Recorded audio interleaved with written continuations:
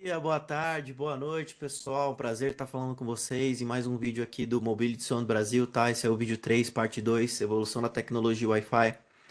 Meu nome é Wellington Assis, arquiteto de soluções na Cisco, CC Wireless CWNE, e hoje a ideia é justamente abordar essa parte de evolução da tecnologia Wi-Fi. Tá legal? Então vamos lá. Só lembrando, pessoal, que a gente passou a parte um. Então quem não visualizou a parte um é bem interessante você revisar os conceitos lá, frequências, conceitos básicos de antena, operação da rede Wi-Fi, porque algumas coisas que eu vou comentar aqui refletem o que a gente comentou anteriormente na parte um. Legal? E aí na parte 2 a gente vai abordar toda a parte da evolução da tecnologia Wi-Fi, desde o Wi-Fi 1 ao 5, Wi-Fi 6, 6E, para que vocês, desculpe, tenham esse conhecimento que é bem importante. Antes de eu começar a falar de controlador wireless, de implementação, é legal a gente ter essa base, que é bem importante, como um todo, no conceito de Wi-Fi. Bom, seguindo aqui. Primeiro, pessoal, eu queria passar um pouco da realidade do Wi-Fi em 2023, né? Então, o Wi-Fi de 2023, principalmente depois da pandemia, teve um impulsionamento muito grande, né? Então, hoje as pessoas elas querem trabalhar 100% do tempo na rede Wi-Fi, com seus laptops, ninguém quer mais trabalhar no cabeamento ali pendurado. E aqui é um pouco do valor econômico que o Wi-Fi gera, né? Isso são os dados de 2023. Então, já teve 42 bilhões de devices que foram fabricados, né? Hoje, aproximadamente 20 bilhões de equipamentos estão trabalhando e têm Wi-Fi, né, estão em utilização. 2,5 bilhões dos equipamentos já foram chipados com Wi-Fi 6 e 473 milhões com Wi-Fi 6E, que é o que eu vou comentar com vocês aqui hoje. Então note que cada vez mais essas novas tecnologias no Wi-Fi têm tido uma, uma adoção muito maior. 628 milhões de access points globalmente estão em operação. Olha que interessante, olha esse dado. Olha a magnitude do Wi-Fi no dia a dia de hoje. 94,6 milhões já são access points com Wi-Fi 6E, que é a tecnologia mais nova em termos de Wi-Fi que vocês vão ver hoje aqui nessa apresentação. 3,8 bilhões de devices são anualmente fabricados, né, chipados, entregues com características de Wi-Fi e geram um valor econômico de 3,5 trilhões de dólares. Tá bom? O mundo funciona em Wi-Fi, tá, pessoal? O Wi-Fi ele é o impulsionador da inovação digital. Então, hoje, quando a gente fala de escritórios, estádios, eventos, centro de distribuição, todos eles, o Wi-Fi é primordial. É o meio principal de conexão à infraestrutura. Um dado interessante que eu quero passar para vocês é que hoje, aproximadamente 92% do tráfego da internet é gerado por um dispositivo Wi-Fi. Olha a magnitude que o Wi-Fi tomou aí nos últimos anos. E hoje o Wi-Fi é importante também para dispositivos de IoT. Ele é reconhecido como parte essencial do 5G, até para você liberar a rede 5G a 4G, você ter essa transição para o Wi-Fi. E durante e após a pandemia, o Wi-Fi tem sido fundamental na construção da resiliência social e econômica. Como eu falei, hoje as pessoas vão ao escritório, elas querem operar ele 100% do tempo do Wi-Fi, seja no escritório, seja no centro de distribuição, seja num auditório ou num evento, numa conferência. Todas as pessoas querem operar ali no Wi-Fi, não tendo mais conectividade cabeada nenhuma. Tá bom? Passando aí, iniciando com a parte da evolução da tecnologia Wi-Fi. Então, primeiro, pessoal, o Wi-Fi ele surgiu lá em 99, então eu vou comentar hoje, ele tem mais de 20 anos aí de evolução constante. Hoje a gente já está falando de tecnologia de 2021, que é o Wi-Fi 6E. Então ele surgiu lá em 99, foi passando 99, 2003, 2004, 2009, 2013 e assim sucessivamente. Ele teve uma série de evolução até chegar no Wi-Fi 6E. Eu vou detalhar isso mais nos próximos slides, tá? Então eu vou começar pelo Wi-Fi 1, mas eu queria que vocês tivessem uma visibilidade que o Wi-Fi é uma tecnologia que já está há mais de 20 anos operando. E hoje a gente já consegue trabalhar até com três frequências, que foi o que eu falei no último vídeo, em relação a 2.4, 5 e agora 6 GHz também. Começando aqui com o Wi-Fi 1, 2 e 3, que com algumas informações de data rates, leia velocidades de conexão que são disponibilizadas nessas tecnologias. Então hoje, lá em 99 surgiu o Wi-Fi 1, que foi a primeira tecnologia a disponibilizar a conectividade Wi-Fi, né? Em 99, a velocidade máxima que a gente tinha era de 11 MB e basicamente a gente só poderia trabalhar na frequência de 2.4, então somente com três canais. E a gente tinha basicamente no máximo três velocidades, aliás, quatro velocidades de operação com modulações específicas, ou seja, a velocidade era muito baixa. Depois, em 99 também, surgiu o Wi-Fi 2, que é o 802.11a, né? Que basicamente foi implementar o FDM com um padrão de modulação para a gente poder otimizar as velocidades de conexão, isso na frequência de 5 GB. Então aqui foi onde iniciou-se a adoção do 5 GB, que na prática, assim, por muitos anos o pessoal comprava muitos dispositivos com 2.4 somente. E depois entenderam a importância do 5 GB, e cada vez mais o 5 GB foi tendo maior adoção dentro da infraestrutura. Então lá em 99 já surgiu o 811A, o Wi-Fi 2, que permitiu velocidades no máximo 54 MB. Então aqui a gente tem um pouco das velocidades base, tá vendo?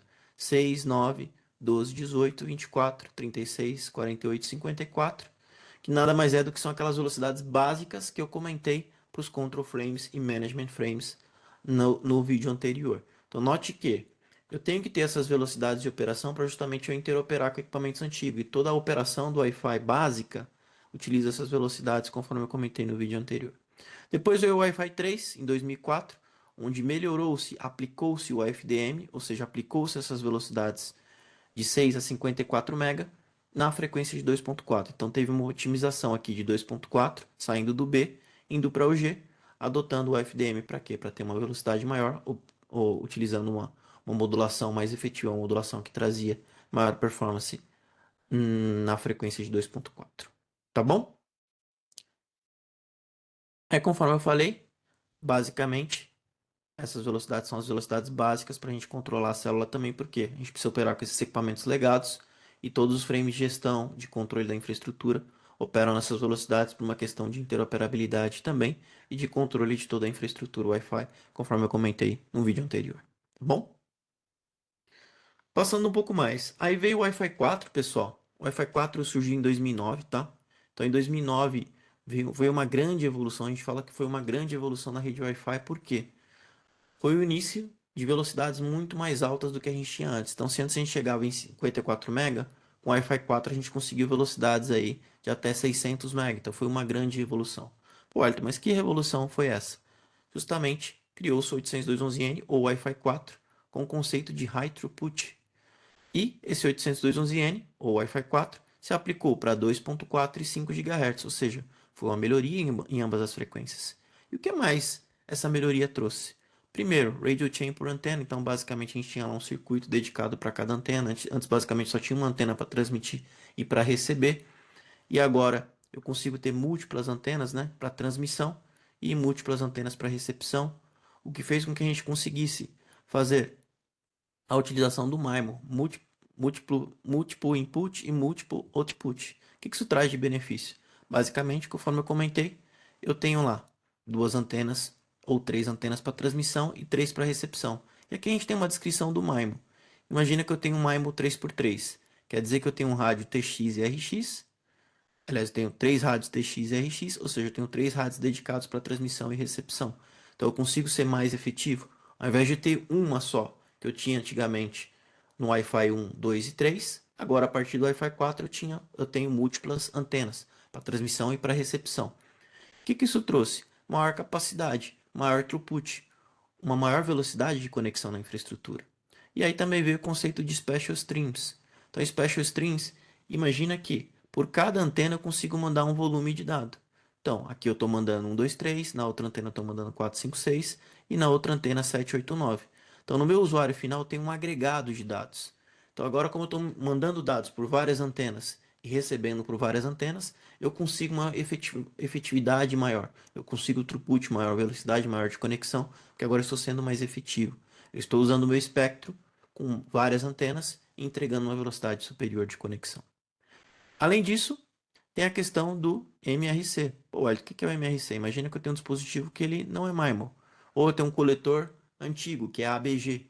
Eu consigo usar o Maximal Ratio Combine. Eu consigo mandar vários dados, né? Aliás, receber vários dados desse dispositivo não MIMO e somar eles em várias antenas. Então, eu consigo receber esse dado de um dispositivo não MIMO. Esse dado vai ser transmitido para uma antena e eu consigo fazer uma agregação, recebendo por várias antenas e chegando à conclusão que ele mandou aqui 1, 2, 3, 4, 5, 6, 7, 8. Ou seja, eu consigo incrementar minha recepção também.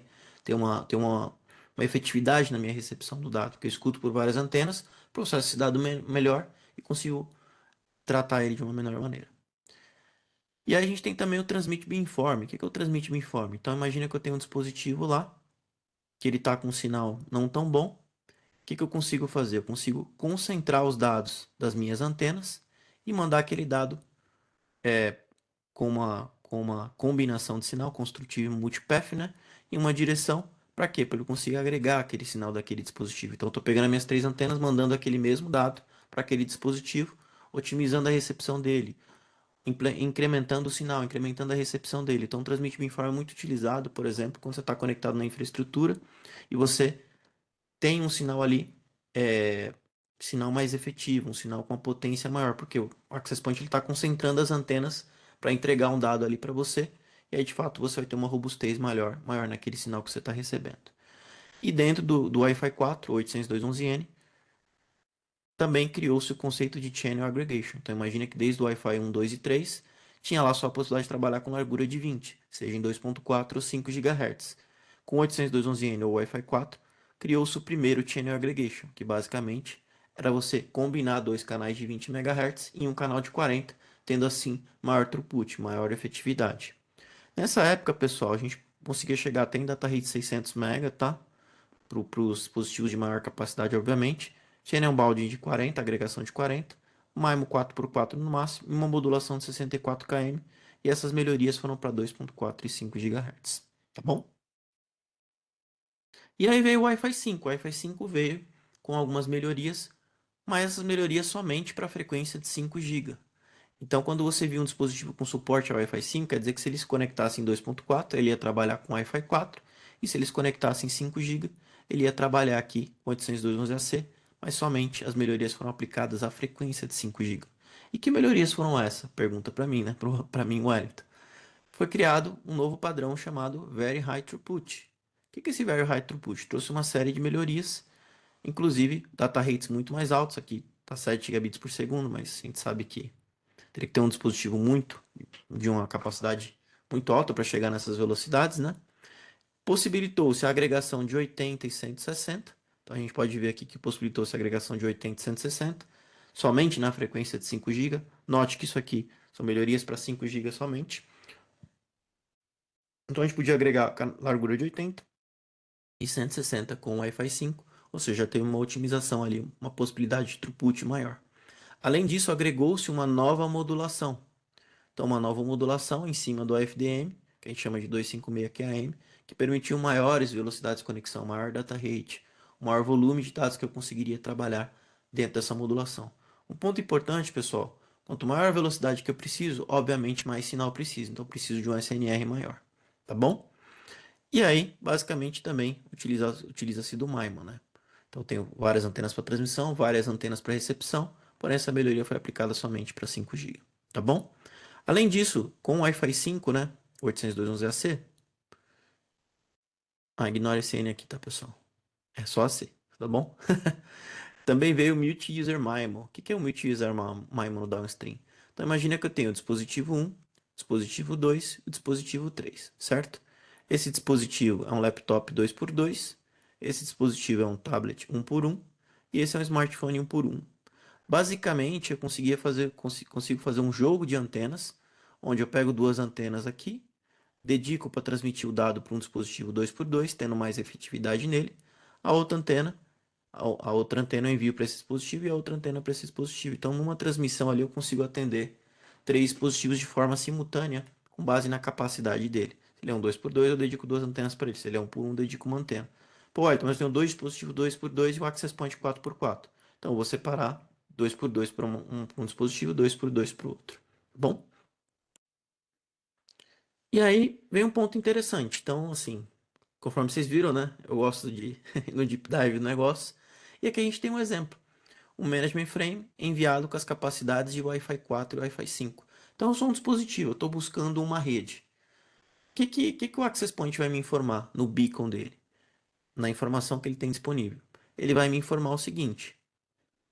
Ele vai me informar, por exemplo, dentro do beacon, o SSID, MRN, EAP. E aqui ele vai informar duas informações. As capacidades de high throughput, que seriam de 802.11n, por exemplo. E as capacidades de very high throughput, que nada mais é do que as capacidades para o AC ou Wi-Fi 5. Ou seja, o próprio Access Point está sinalizando a infraestrutura. Meu amigo, eu suporto 802.11n e eu suporto 802.AC, eu suporto o Wi-Fi 4 e o Wi-Fi 5. Tudo bem para você? E aí o dispositivo vai lá e negocia as capacidades dele também. Se é um Wi-Fi 4 ou se é um Wi-Fi 5. Aí a gente inicia o processo que eu comentei no vídeo anterior. Tá bom? Pô, Elton, mas essas velocidades de conexões, elas saem do nada? Como é que funciona isso? Então imagina que existe uma tabela, pessoal, que a gente chama de Modulation Code Scan. Basicamente é uma base que a gente tem de modulação para definir qual que é a velocidade que aquele dispositivo vai trabalhar. E aqui a gente tem algumas especificações. Por exemplo, dispositivo trabalhar com largura de 20, dispositivo trabalhar com largura de 40, dispositivo trabalhar com largura de 80 ou 160. Dispositivo trabalhar com um special stream, dispositivo trabalhar com dois special streams ou três special streams. Qual que vai ser a velocidade que ele vai ter, o data rate que ele vai ter? Então aqui a gente tem uma tabela base para você ter uma base em relação ao SNR que você precisa e a velocidade que você teria quando você se conectasse a um access point. Aqui a gente tem o High Throughput, que é do Wi-Fi 4, e o Wi-Fi 5 aqui é o Very High Throughput. Então, basicamente, como é que a gente lê isso, tá? Note que as velocidades elas são dinâmicas, tá, pessoal? Então, obviamente, você vai reduzindo o seu sinal, você vai distanciando do seu access point, a sua velocidade ela vai reduzindo, tá? Então, ela vai decaindo. Assim como se você vai chegando perto do access point, sua velocidade vai aumentando. Tá legal? Então aqui a gente tem uma base de modulação para o dispositivo. E aqui a gente tem as velocidades de conexão.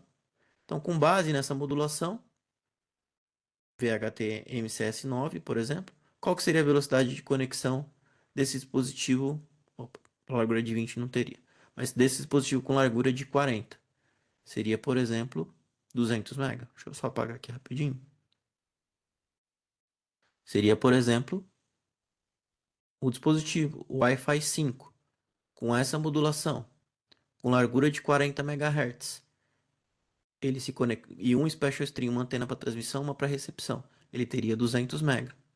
Nessa mesma modulação, MCS9, como a gente está vendo aqui, se ele tiver dois special streams, 400 MB, quanto de sinal ele precisaria? Menos 54, por exemplo, ou SNR de 34. Então note que quanto maior a minha velocidade, mais SNR eu preciso, tá bom? Pode, mas se for um dispositivo 3 Special String com Wi-Fi 5, aí a gente tem essa tabelinha aqui, que ele pode se conectar, por exemplo, com largura de 40 a 600 MB, ou largura de 80 a 1300, por exemplo. Então note que, dependendo do número de Special Streams, ou seja, do número de antenas que eu tenho para transmissão e para recepção, eu vou ter maior capacidade, maior velocidade, e eu vou exigir também mais sinal para poder processar aquele dado. Tá legal? Aqui a gente mostrou o exemplo do Wi-Fi 5, né? E do Wi-Fi 4, a modulação é até o número 7, né? Vocês podem ver que é 64 QAM aqui. Então, é o máximo que ele pode chegar é 802.11n. E aí, o máximo da velocidade com largura de 40, se a gente olhar aqui, seria 150 MB para um dispositivo de um Special Stream, 300 MB para um dispositivo de dois Special Streams e 450 MB para um dispositivo de três Special Streams. E aí, conforme eu falei, o Wi-Fi 5 agregou duas novas modulações, 256 QAM, que permitiu justamente com que a gente tivesse uma velocidade muito superior, como nesse caso, 600 MB. Então, note que, conforme maior é a minha modulação, mais eu preciso de sinal, mais eu vou ter maior velocidade, tá bom? Pô, ele tem largura de 160. Também a gente tem uma base aqui, mas o Wi-Fi 5 é muito raro você ter largura de 160. É muito mais comum você ter largura de 80, 40, que é muito mais comum na prática, tá bom? Beleza? Então a gente já cobriu aqui toda a parte da evolução do Wi-Fi 1, 2, 3, 4 e 5, que é o que a gente comentou aqui em relação a MIMO, Channel Aggregation, MU-MIMO, uma série de pontos, tá? Vocês tiveram esse entendimento, entenderam a tabela de MCS também, que é da onde sai as velocidades de conexão, com base no número de special streams, com base na minha velocidade, com base na largura de canal que eu tenho. Então, com base naqueles fatores ali, eu vou ter uma velocidade X ou Y, dependendo do meu ambiente, tá bom? Pô, então agora a gente vai para o Wi-Fi 6 e o 6E, né? Então, Wi-Fi 6 e 6E, a gente vai discutir um pouco mais agora, tá bom? Primeiro eu vou iniciar pelo Wi-Fi 6, que foram melhorias aplicadas à frequência de 2.4 e 5. Note que a frequência de 2.4 tomou uma importância relevante novamente, principalmente devido aos dispositivos de IoT. Então, basicamente, as melhorias que eu vou comentar vale para 2.4 e 5. E mais para frente eu vou falar do Wi-Fi 6E, que foi a nova frequência de 6 GB que adicionou-se à parte de Wi-Fi, que permite aí uma nova frequência de operação, uma banda expressa para poder operar na infraestrutura, tá bom? Então, começando aqui pelo Wi-Fi 6, eu vou falar das melhorias de alta eficiência, capacidade, escalabilidade e uma série de pontos aí que veio com o Wi-Fi 6, tá bom? O Wi-Fi 6 e o 6E, pessoal, 6E leia que são os dispositivos que vão trabalhar na frequência de 6 GB, tá? O Wi-Fi 6 leia dispositivos que estão trabalhando em 2.4 e 5, e o Wi-Fi 6E basicamente são os dispositivos que vão trabalhar em 6 GB, utilizando todos esses recursos que eu estou comentando aqui agora. O Wi-Fi 6E, pessoal, ele tem um conceito de High Efficiency Wireless. O que é o High Efficiency? Então, basicamente, a gente tinha High Throughput, Very High Throughput, lembre-se, High Throughput, Wi-Fi 4, 802.11n, Very High Throughput, Wi-Fi 5, 802.11ac, e o High Efficiency agora é para o Wi-Fi 6, tá legal? Então, quando você abrir um frame, eu vou mostrar para vocês, de Wi-Fi 6, você vai ver lá que lá está escrito High Efficiency, que ele está sinalizando para os dispositivos que ele suporta o Wi-Fi 6, tá bom? Aqui a gente tem um pouco dos detalhes da modulação. Então, basicamente, 64 km eu tinha para o N, 256 eu tinha para o AC, e agora 1024 QAM eu tenho pro Wi-Fi 6, pro 802.11ax, né? Além disso, eu tenho um novo método de trabalhar minha modulação. Antes eu tinha somente o FDM, que eu transmitia um dispositivo por vez. Agora eu tenho o FDMA, que vocês vão entender mais à frente. Eu consigo fazer transmissões de forma simultânea. Ou seja, eu tenho maior eficiência na minha rede Wi-Fi. Spatial Reuse, que eu vou comentar aqui sobre SS Column. E o MuMaimon, incrementado agora tanto no downlink quanto no uplink. Tá bom? Antes eu tinha somente para download no Wi-Fi 5, agora tanto para download como upload eu tenho esse recurso. E aí traz alguns benefícios principais, né? Primeiro, maior capacidade, baixa latência e maior previsibilidade, porque eu tenho um controle melhor de RF, eu consigo usar melhor o meu canal. Eficiência do espectro, mitigação de interferências, vão entender mais à frente o que traz isso. E melhor densidade de clientes, melhor eficiência de bateria também. Visão geral do funcionamento do FDMA. Então eu inicio pelo FDMA, que nada mais é do que uma evolução muito significativa no Wi-Fi 6, onde eu consigo fazer transmissões simultâneas. Pô, Ayrton, mas o que é esse FDMA, né? O FDMA ele chama, pessoal, Orthogonal Frequency Division Multiple Access. Multiple Access quer dizer que eu tenho acesso simultâneo, acesso em paralelo, acesso múltiplo no mesmo recurso. E o que eu tinha até o Wi-Fi 5 na prática? Então, leia, até o Wi-Fi 5 eu tinha basicamente o FDM operando, tá legal? E como é que funciona o FDM na prática? Cada usuário ele transmite no intervalo de tempo. Independentemente se o tráfego dele é uma telemetria, se é um tráfego de VoIP, vídeo, dados, não importa. Ele vai usar todo o canal de 20 MHz, então leia aqui como se eu tivesse um canal de 20 MHz, certo?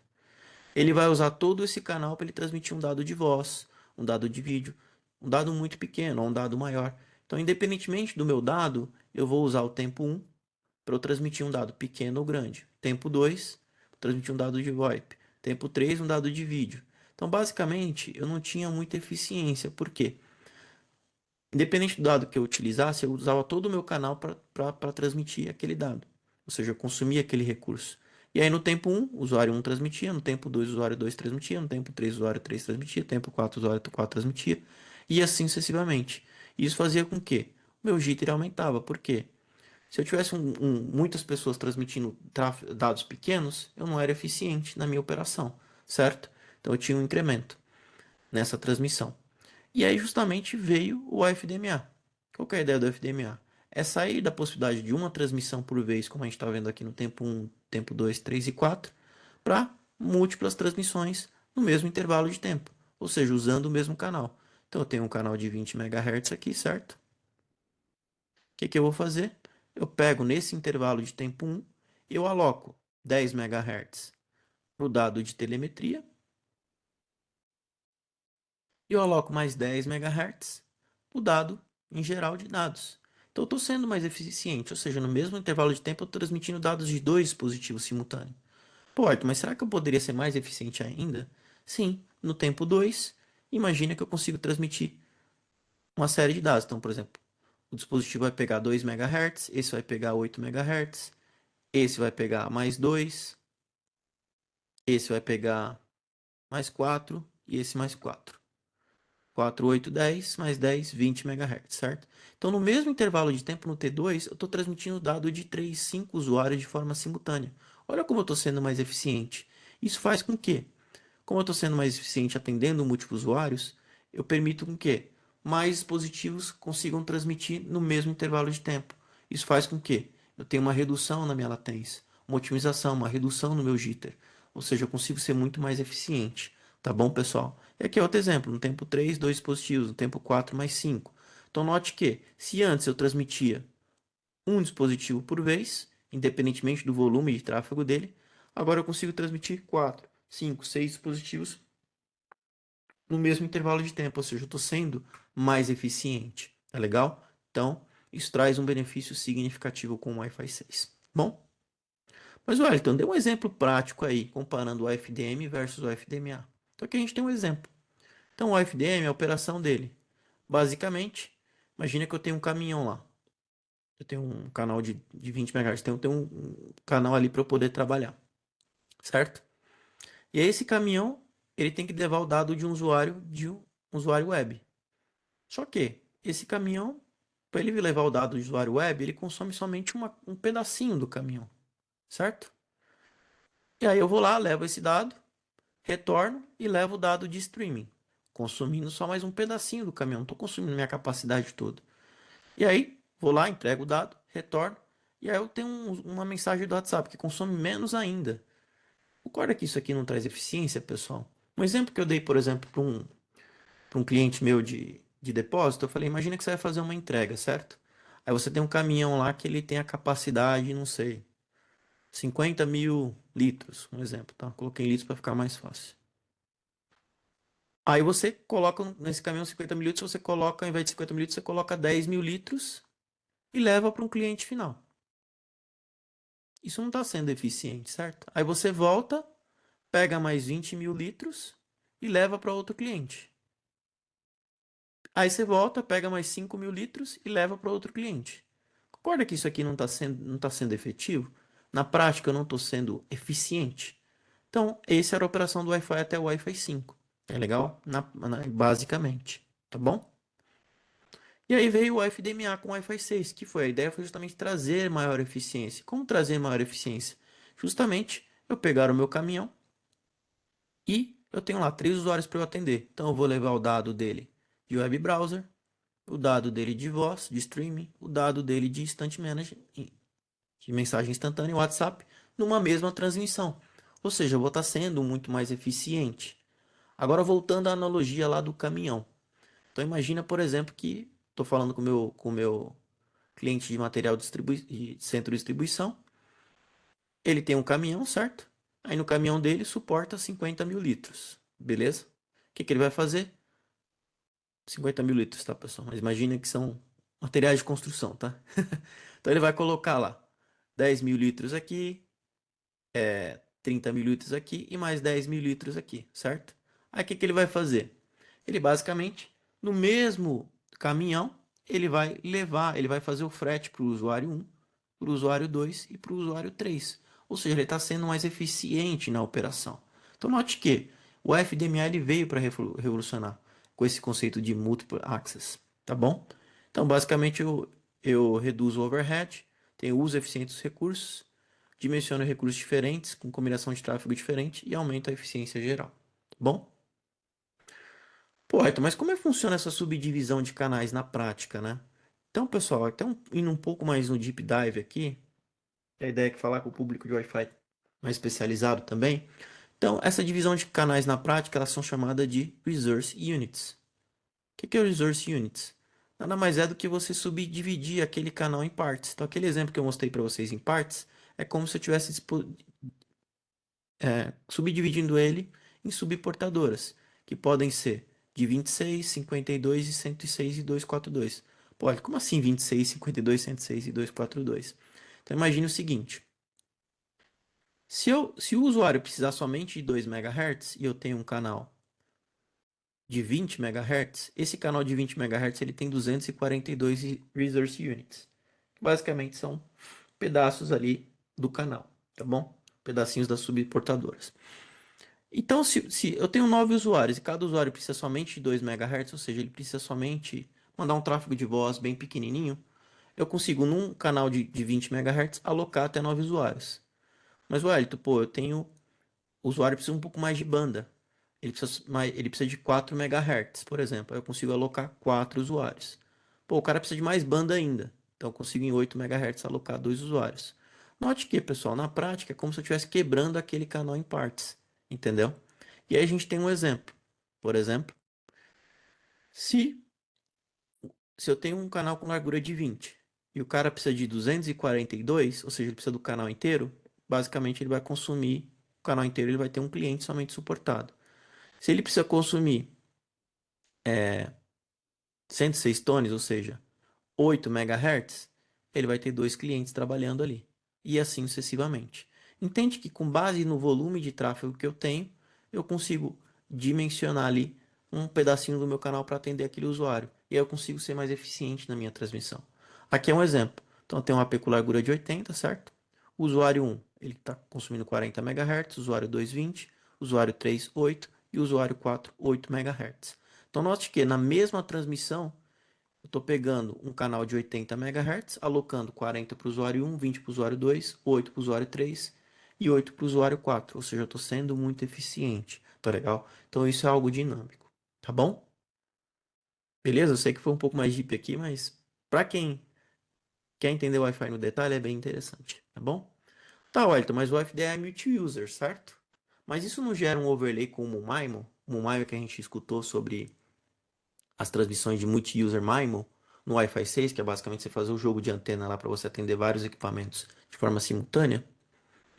Então imagine, por exemplo, pessoal, que o multi-user MIMO dentro do Wi-Fi 6 dentro do Wi-Fi 6, a ideia dele é justamente improvisar a latência. Então eu continuo tendo o conceito de eu conseguir ter antenas para eu poder atender diversos dispositivos. Então, continuo tendo essa possibilidade, tá? Essa possibilidade continua sendo possível, porque basicamente eu consigo calcular a matriz ali e dedicar duas antenas para o usuário X, duas antenas para o usuário Y, mesmo eu fazendo uma transmissão ali separada dentro do canal, tá bom? Aqui a gente tem um exemplo mais prático, mais simples para vocês entenderem. Então, o FDMA, o que que eu faço? Basicamente, eu pego o meu canal lá, e aloco o dado do usuário 1, o dado do usuário 2, o dado do usuário 3 e transmito de forma simultânea para ele, certo? Normalmente eu vou incrementar minha eficiência, eu vou reduzir a latência e é muito utilizado para aplicações que consomem pouco, por exemplo, aplicações de voz, por exemplo. Agora, quando eu preciso de alta capacidade, preciso de muita velocidade, eu preciso de alta banda, aí é onde entra o MIMO como um diferencial. Pô, olha, como assim um diferencial? Eu basicamente como se eu estivesse multiplicando os meus caminhões. Então, eu preciso com que todo caminhão tenha sua capacidade máxima. O caminhão um, o 2 e o 3. Ou seja, eu não vou separar ele em partes. O que que eu vou fazer? Eu pego o caminhão um como se fosse um, imaginando um AP 4x4. Então esse caminhão ele vai ter duas antenas dedicadas para ele, certo? Esse vai ter uma antena dedicada para ele, esse uma antena dedicada para ele, certo? Aí eu pego toda a capacidade do meu caminhão dentro dessa antena e transmito para o usuário 1. Pego toda a capacidade do meu caminhão e transmito para o usuário 2. Toda a capacidade do meu caminhão com duas antenas agora, como se fossem dois caminhões, e transmito para o usuário 3.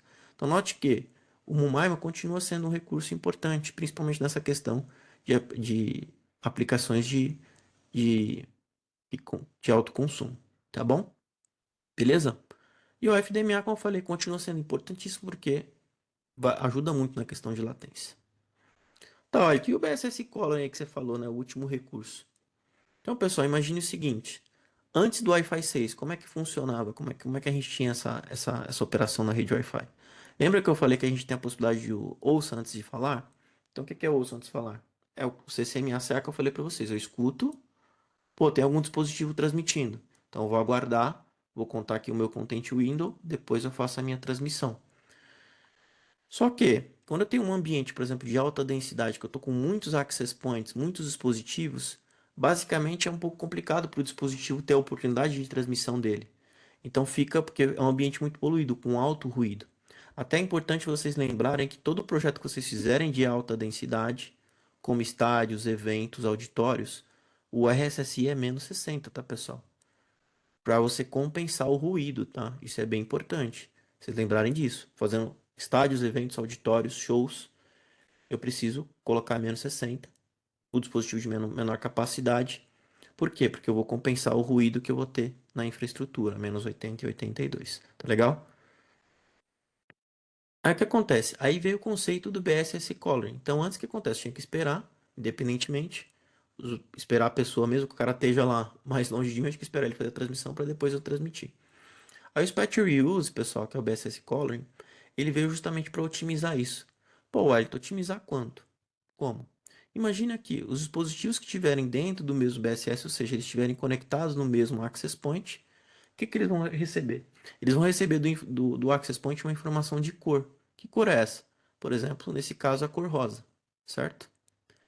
E os dispositivos que estão na outra célula, por exemplo, como é o caso desse dispositivo, vão receber a informação do AP, que ele está na cor verde, certo? O que vai acontecer? O dispositivo que tiver aqui no meio, entre esses dois APs, ele vai entender que, olha, eu estou na célula rosa. Então, o dado que vier da célula verde, eu não tenho que processar, eu tenho que ignorar. Eu tenho que focar nos dados do que estão sendo produzidos aqui na célula rosa. Se eu tiver um outro dispositivo aqui dentro da célula rosa, aí sim o dispositivo que está dentro da célula rosa vai respeitar ele, porque ele entende que os dois estão dentro da célula rosa. Tá legal? Pô, Ayrton, mas quem informa que a célula é rosa ou verde? É o próprio Access Point. Então, dentro do frame do Access Point, ele vai mandar a informação que, ó, você está na célula rosa. Olha, você está na célula verde. Então, isso vai fazer com que tenha uma eficiência maior, porque você vai ignorar os frames que não são ali da sua célula. Então, você vai ter uma otimização muito maior, tá bom? Pô, Ayrton, mas isso aí não seria o RxSOP que já usávamos para os APs, só que agora no lado dos clientes? Praticamente, pessoal. Porém, agora o cliente ele pode também ignorar sinais distantes. Então, o cliente ele vai receber a informação que ele está na célula rosa ou verde, e se vier um dado de outra célula, ele vai ignorar e processar ali o dado especificamente da célula que ele está em questão, tá bom? Aqui é um exemplo do RxSOP, da parte da configuração do lado da controladora Cisco, por exemplo, onde você determinava para o Access Point. Access Point, o mínimo que você tem que operar em 2.4 é menos 85. Então, o Access Point que ele fazia? Cara, se vier um dado abaixo de menos 85, eu vou ignorar esse dado e vou focar nos meus clientes aqui. Então, isso é muito utilizado, principalmente em ambientes de alta densidade. Até escritórios também a gente usa bastante, tá, pessoal? Mas auditórios, eventos, estádios é algo essencial. Medium threshold, você está colocando aqui, dado abaixo de menos 82, ignore em 2.4, menos 78 em 5 GB. E o high threshold, dado abaixo de menos 79, ignore em menos 76, ignore também 5 GB. Então note que antes eu já tinha essa capacidade de fazer isso do lado do Access Point. Agora o cliente ele recebe esse dado de BSS Color e ele mesmo consegue ignorar sinais distantes. Ou seja, ele vai ter uma eficiência a nível de espectro muito maior também. Tá bom? Aqui a gente tem um exemplo, tá, pessoal? Sem coloração. Então imagina que eu coloquei lá, pô, canais diferentes, APs diferentes para evitar o co-channel interface, certo?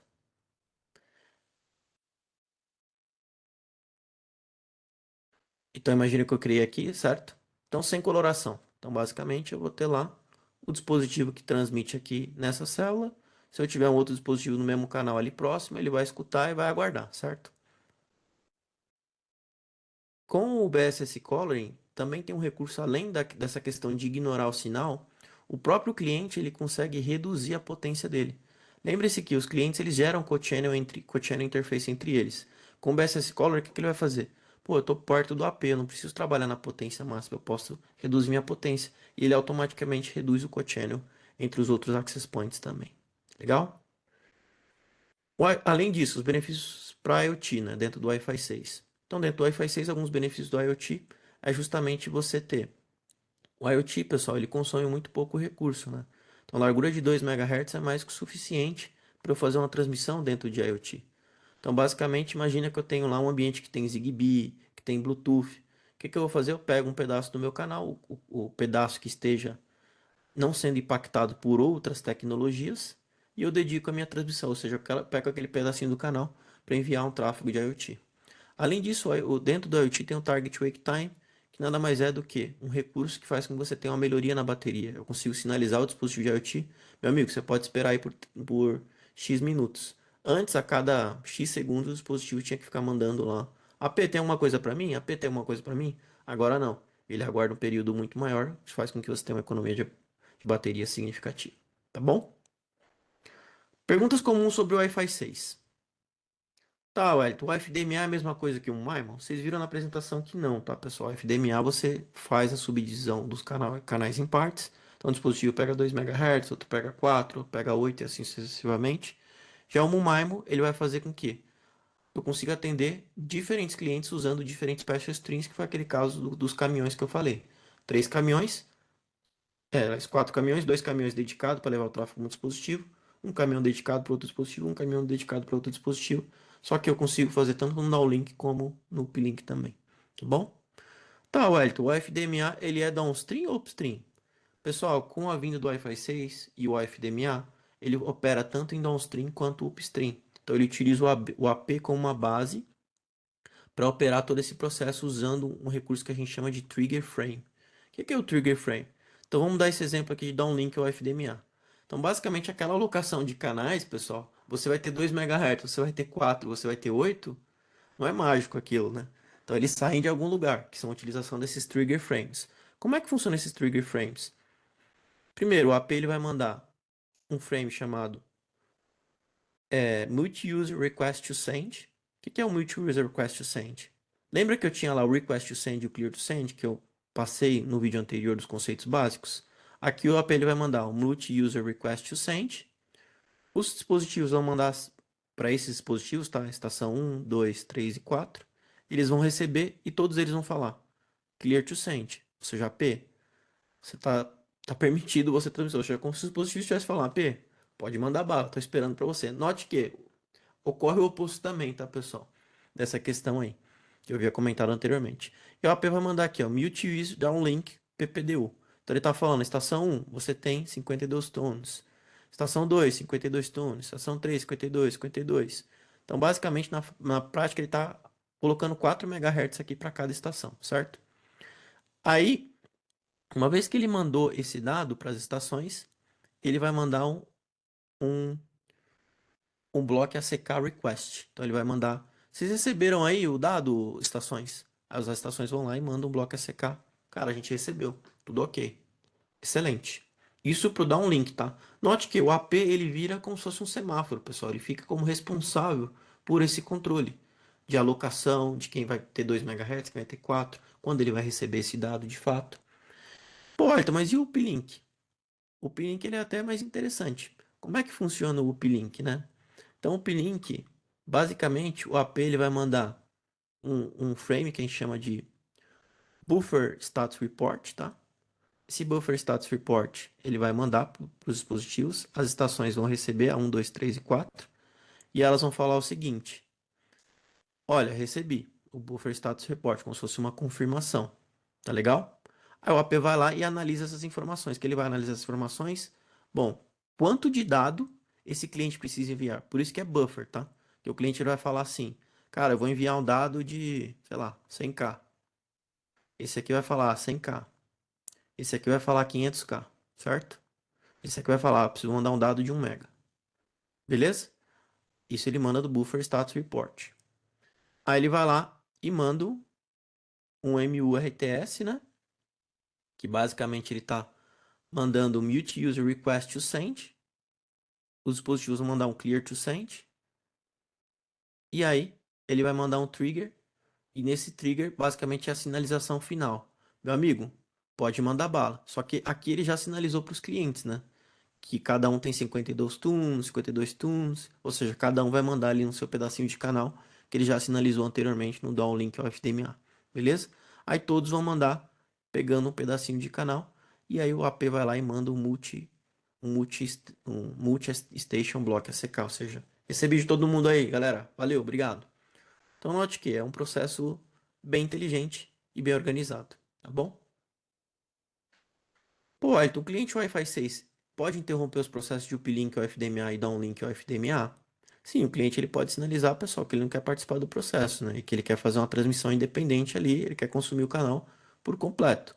Um cliente Wi-Fi de 1 a 5 irá operar em uma rede Wi-Fi 6 em 2.4 e 5? Sim, pessoal, porque todo o frame de controle e gestão da infraestrutura usa o FDM, usa aquelas velocidades mais básicas que eu comentei. Um cliente legado irá performar melhor em uma rede Wi-Fi 6 em 2.4 e 5? Não, pessoal, o cliente legado, quando ele chegar lá no Access Point, ele vai falar: Access Point, eu sou um cliente N. O Access Point vai falar: eu suporto N também. E aí ele vai negociar a velocidade do Wi-Fi 4 ou do Wi-Fi 5. Não vai operar em Wi-Fi 6. Agora o cliente chegar com Wi-Fi 6 ele vai falar: olha, suporto Wi-Fi 6. Beleza, conecta aí. Pô, um cliente Wi-Fi de Wi-Fi 1 ao 5 que irá operar em uma rede Wi-Fi 6 tem um alcance maior? Pessoal, apesar do Wi-Fi 6 ter uma série de melhorias com incremento de novas funcionalidades, essas melhorias são aplicadas à frequência de 2.4 e 5, tá? E são eficientes para os dispositivos Wi-Fi 6. Não quer dizer que o dispositivo Wi-Fi 1 a 5 vai operar melhor nessa rede, porque ele vai negociar ou se ele vai ter um alcance maior. Só que é importante a gente ter visibilidade que, em termos de hardware, o hardware do Access Point Wi-Fi 6 ele é muito mais robusto, né? Então ele tem uma sensibilidade maior e aí ele consegue um alcance ali um pouco melhor, mas nada que substitua, tá? Não faça as is pensando que você vai tirar um AP Wi-Fi 4, 5, colocar o Wi-Fi 6 e vai resolver o seu problema. Essa não é a ideia, tá bom? Pô, e que aquela captura tradicional de um management frame, o beacon, tem pro Wi-Fi 6 também? Lógico, pessoal, que tem. E aí dentro do Wi-Fi 6 a gente vai ter o conceito de High Efficiency, que é onde o Access Point sinaliza que ele suporta o Wi-Fi 6. Aqui a gente tem um exemplo. Ele está falando, olha, eu suporto HT, eu suporto o InCSUSN, eu suporto VHT, eu suporto o Wi-Fi 5, 802.11ac, e eu suporto o HE. Ou seja, o próprio Access Point está falando, cara, eu suporto o Wi-Fi 4, eu suporto o Wi-Fi 1, 2, 3, 4, 5 e o 6 também. E aí o dispositivo vai lá e fala, pô, cara, legal, esse Access Point de fato ele suporta o Wi-Fi 6, ele é um Access Point AX. É legal? Então note que. E aí inicia a negociação. Aqui é um exemplo do Access Point falando das capacidades dele, tá, pessoal? O que, que ele vai suportar, né? E aqui ele está mandando do Resource Unit que ele vai suportar, né? E aqui ele está mandando do MIMO que ele suporta. Nesse caso aqui é um 8x8, tá bom? Aqui é o cliente avisando o Access Point. Então o cliente está falando o seguinte: Access Point, eu suporto 2x2. Então o Access Point fala: beleza, você é um cara 2x2, tá anotado aqui. E aqui a gente tem um exemplo, pessoal, da alocação. Então aqui é aqueles trigger frames que eu falei para vocês. Então aqui eu tenho informação do usuário. E aqui eu tenho o dado que vai ser mandado para ele. Então, basicamente, aqui é onde eu aloco um pedaço do canal para eu fazer aquela transmissão, tanto no uplink quanto no downlink. E aqui a gente tem um detalhamento maior.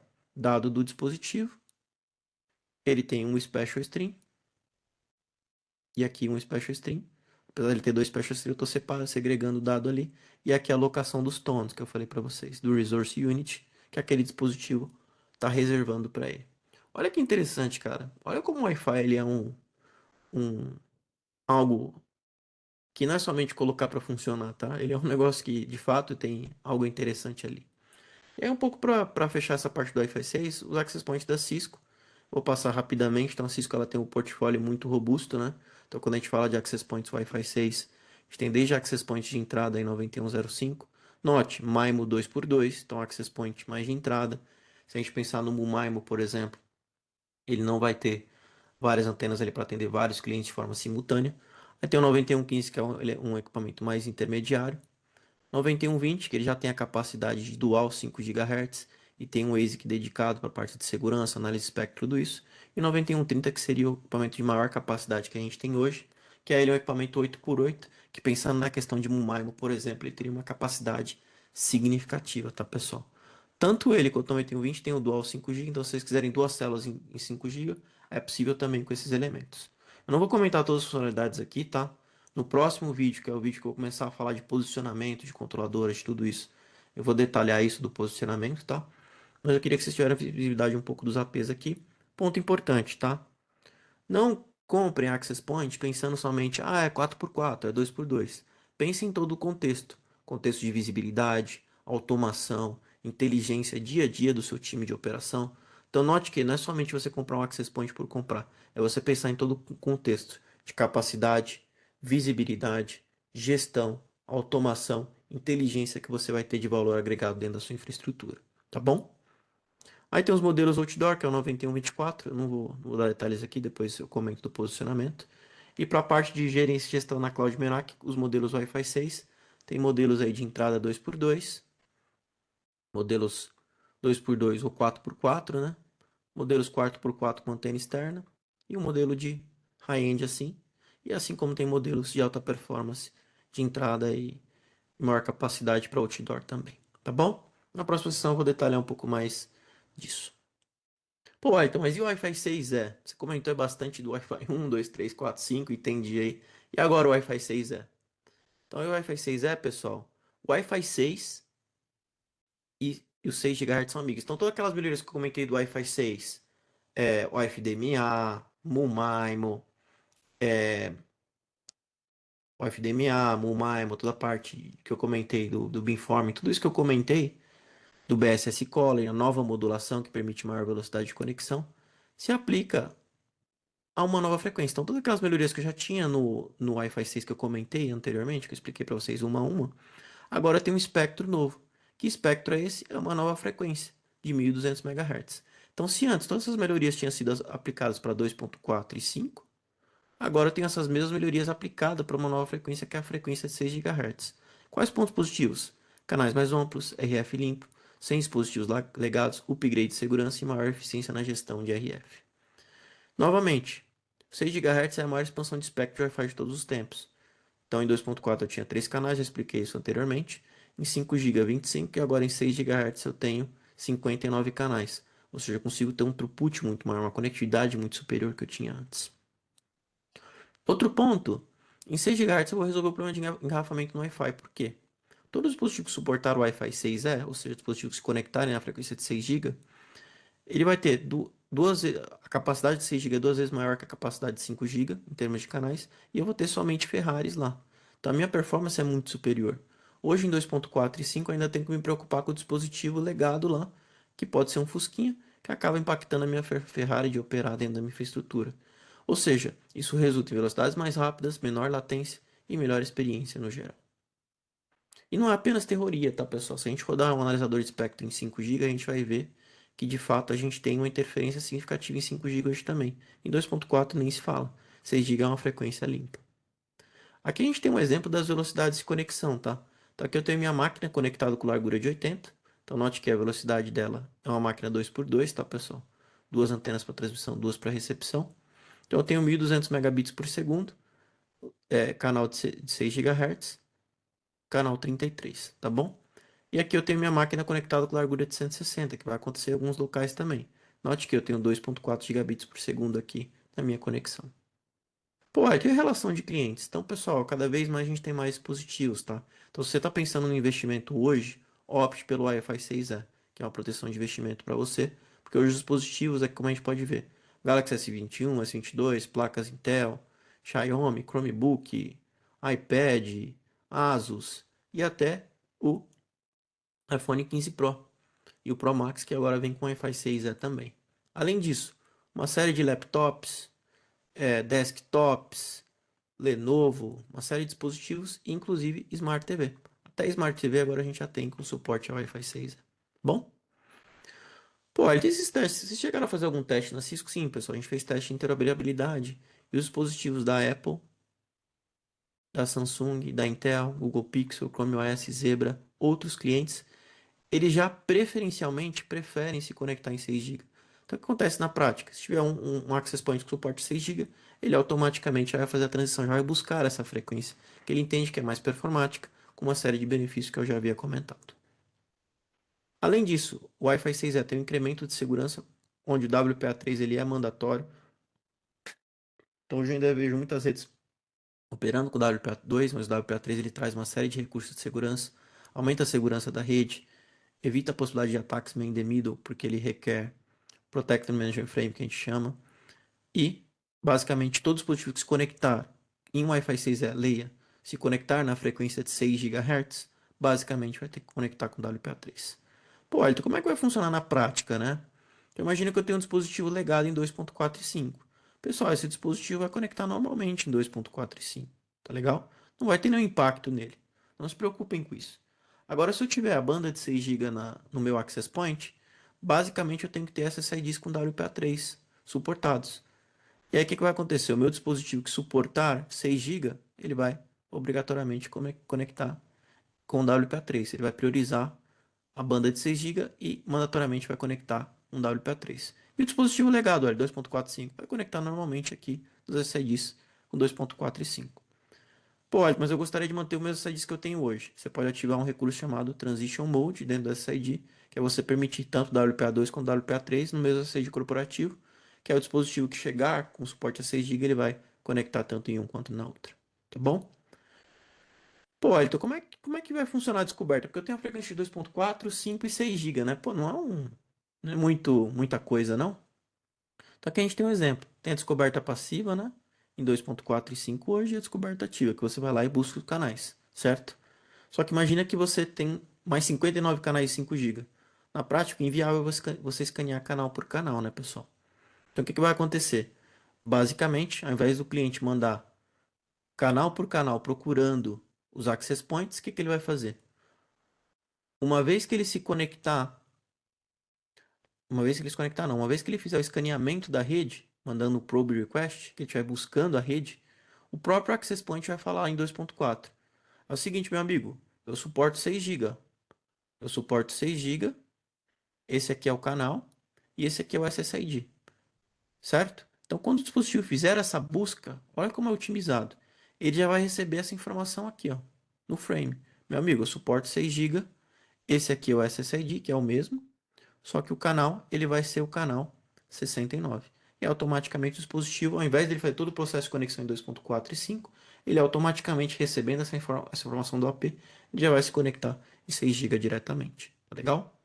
E aqui a gente tem um exemplo. Mandou o probe request. AP, quais são os SSIDs que você tem? O AP vai falar: olha, eu tenho esses SSIDs, mas eu tenho a frequência de 6 GB também. O dispositivo vai automaticamente, ele vai e manda o pull request em 6 GB diretamente no canal 69, que o AP informou para ele. O AP responde e eles fazem o processo de conexão. Isso é muito mais otimizado, tá bom, pessoal? E existe outro método que eu prefiro, Scanning Channels, que basicamente, ao invés de escanear a frequência de 6 GB todinha, ele vai em canais específicos, como 5, 21, imaginando que já tem largura de 80. Então ele não vai buscar todos os canais, ele vai nos canais específicos, mas o mais comum vai ser esse Reduced Native Report que eu comentei aqui anteriormente. Bom, além disso, em Wi-Fi 6 vai ter a possibilidade de mandar múltiplos SSIDs dentro do mesmo beacon. E aqui rapidamente a tabela do MCS para o Wi-Fi 6 e o 6E. É uma tabela muito maior, tá, pessoal? Porque basicamente, dependendo da alocação do canal, se eu pegar 2 MHz, 4 MHz, 8 MHz ou 20 MHz, eu vou ter uma velocidade X ou Y. Como eu falei para vocês, se eu estou pegando um pedacinho do canal, quer dizer que eu não vou ter aquela velocidade mais alta. Então, eu vou pegar um pedacinho dele. Mas, em termos de velocidade, se o dispositivo utilizar a capacidade máxima dele, por exemplo, imaginando um dispositivo aqui, 2 por 2, 1024 km, que é muito comum, utilizando 20 MHz, ele vai conectar com 286 megabits por segundo, seja em 2.4 ou 5 GHz, largura de 20, tá? Se for largura de 40, ele vai conectar aqui em 573, tá? Em 5 GHz. Se for largura de 80, 1.200 megabits por segundo, conforme vocês estão vendo aqui, você está alocando o canal todinho para ele. Pô, Ayrton, e se for largura de 160? Aí vai ser 2.4 gigabits por segundo. Do mesmo modo que eu expliquei do Wi-Fi 4 e 5, isso aqui é dinâmico. Tenho mais sinal, vou ter maior modulação. Tenho menos sinal, vou ter menor modulação, menor velocidade de conexão.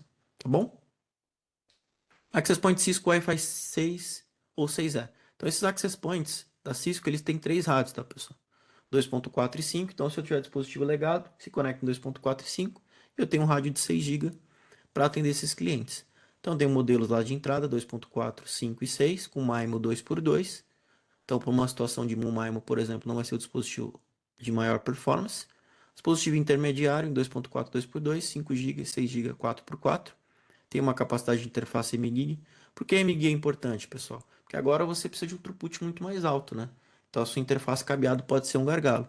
E o 9166, que é MIMO 4x4, pode trabalhar em dual 5 GB, é um elemento de alta capacidade. Todos os APs trabalham com 30 watts em sua capacidade máxima. E hoje a gente tem uma preocupação muito grande com sustentabilidade. A gente consegue criar horários para esse AP, Por exemplo, durante a madrugada ele não consumir muita energia. Ele baixar a capacidade otimizando ali o consumo. E todos os APs têm um rádio dedicado de segurança. Tem muitos vendors aí no mercado que não trazem isso para vocês, tá? E é importante você ter um rádio de segurança dedicado para você fazer análise espectro, fazer a detecção de possíveis ataques e não usar o rádio que você atende clientes para fazer a parte de segurança. Tá legal que você acaba perdendo performance na sua infraestrutura. No caso da APs da Cisco Wi-Fi 6, você tem um rádio dedicado só para segurança.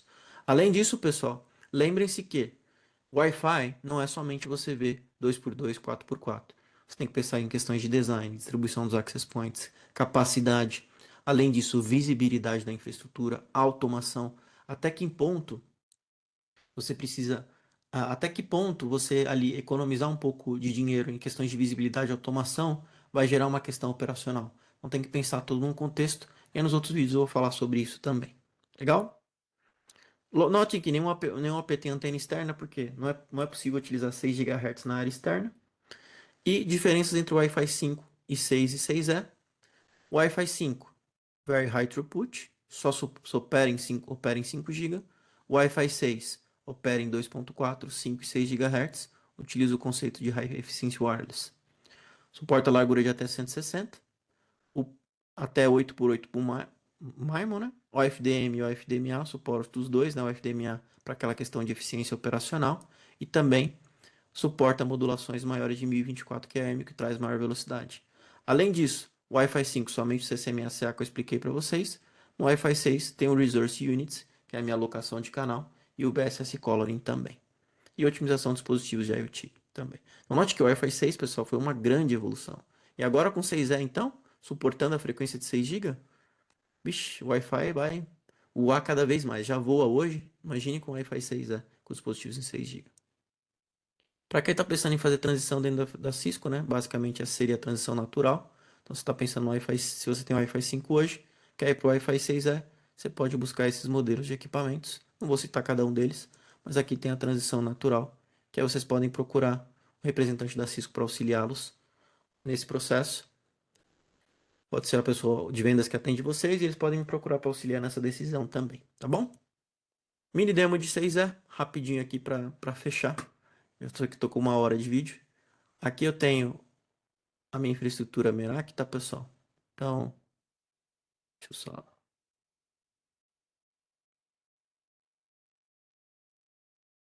Aqui eu tenho tela cheia, tá? Então aqui eu tenho o meu laptop da Cisco, tá? O meu laptop da Cisco ele já suporta o Wi-Fi 6E. Então se a gente notar que eu tô no canal 85, tá vendo? 6 GB, esse é o meu SNR, porque o AP tá dentro do meu escritório. O meu dispositivo ele tem capacidade de 2.4, 5 e 6 GHz. Esse é o meu laptop, tá conectado no AP6E. A utilização do canal em 5 GB, tá mostrando aqui. O switch que eu estou conectado, não tenho nenhum problema, então o próprio dashboard da Merak mostra essa informação. Voltando, que eu falei para vocês, visibilidade. Wi-Fi não é só você comprar 4x4, 2x2. Em termos de visibilidade e operação, isso aqui entrega valor para vocês, tá bom? E aqui, conexões com sucesso, 100%. Como é que está o uso da minha rede? O IP que eu recebi, a VLAN que eu estou agora. Se eu quiser dar um ping, eu consigo dar um ping aqui. Se eu quiser fazer uma captura de pacote, eu consigo aqui. Se eu quiser desconectar, eu consigo aqui. Aqui eu tenho a visão do mapa, de onde meu dispositivo está conectado. O Wellington, em relação às conexões, aqui eu tenho histórico, pessoal, de todas as conexões. Então, se a gente notar aqui, eu tive uma pequena falha, né? Que eu estava testando fora de casa, esse access point. Em outro ambiente, eu tive pequenas falhas aqui. Então, aqui você consegue ver todo o histórico, se teve problema ou não. Além disso, você consegue ver nas últimas 2 horas, no último dia. Então você consegue ter detalhes maiores em relação ao que está passando na sua infraestrutura. Tá legal?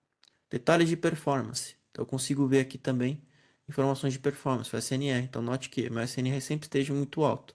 Em alguns momentos caiu aqui, que foi o momento que o AP não estava disponível, né? Você olha que 98% do tempo meu SNR esteve bem alto. Upload e download, toda a latência da minha infraestrutura aqui. Utilização do canal, em 6 GB também, então eu consigo ter essa visibilidade.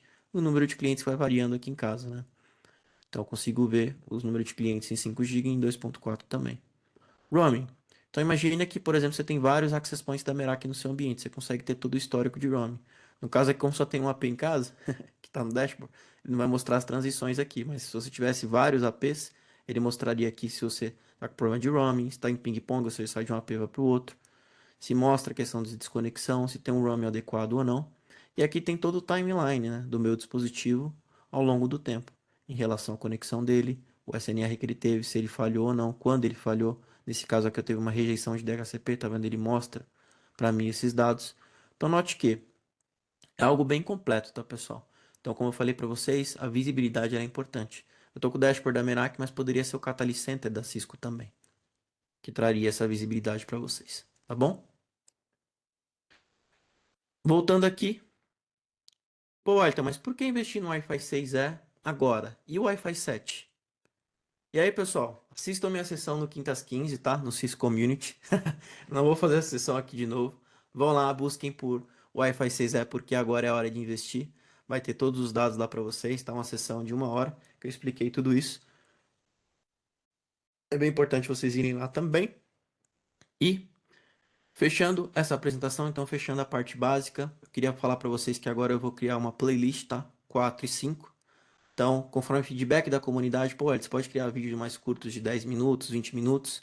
Então, eu vou criar uma playlist e nessa playlist eu vou ter pedaços, modelo de controlador, horas, posicionando controladoras, operação de HA.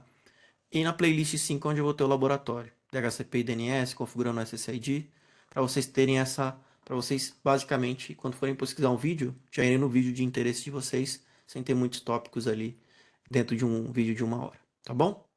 Beleza, pessoal? Então, muito obrigado mais uma vez. Para quem acompanhou até agora, sei que é muito conteúdo, mas, pessoal, conteúdo extremamente importante, de alta relevância. Espero que vocês cada vez mais tenham interesse em relação à rede Wi-Fi. E mais uma vez, eu, Wellington Assis, agradeço a participação de vocês aqui no Mobility Zone Brasil. Muito obrigado e vejo vocês na próxima. Tchau, tchau.